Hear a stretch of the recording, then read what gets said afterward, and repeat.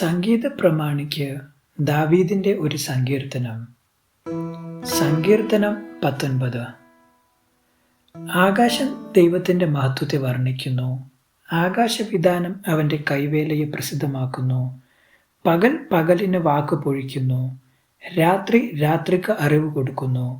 ഭാഷണമില്ല, വാക്കുകളില്ല, ശബ്ദം കേൾപ്പാനുമില്ല. ഭൂമിയിൽ എല്ലായിടവും അതിൻ്റെ അളവുനൂലും ഭൂതലത്തിന്റെ അറ്റത്തോളം അതിൻ്റെ വചനങ്ങളും ചെല്ലുന്നു. അവിടെ അവൻ സൂര്യന് ഒരു കൂടാരം അടിച്ചിരിക്കുന്നു.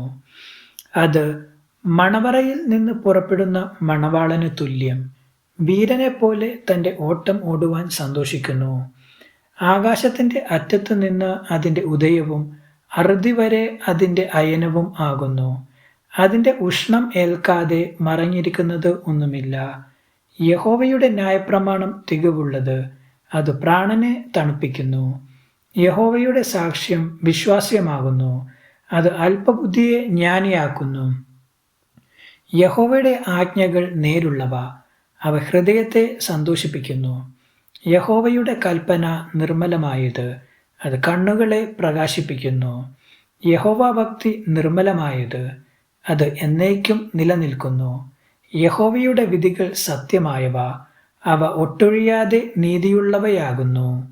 അവ പൊന്നിലും വളരെ തങ്കത്തിലും ആഗ്രഹിക്കത്തക്കവ, തേനിലും തേൻകട്ടയിലും മധുരമുള്ളവ.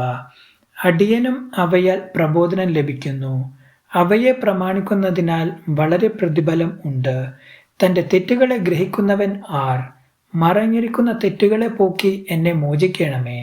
സ്വമേധാപാപങ്ങളെ അകറ്റി അടിയനെ കാക്കണമേ. അവ എൻ്റെ മേൽ വാഴരുതേ.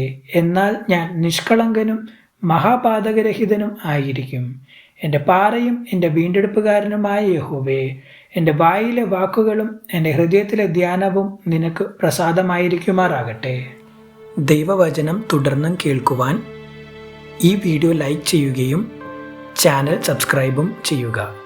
ദൈവം നിങ്ങളെ അനുഗ്രഹിക്കുമാറാകട്ടെ.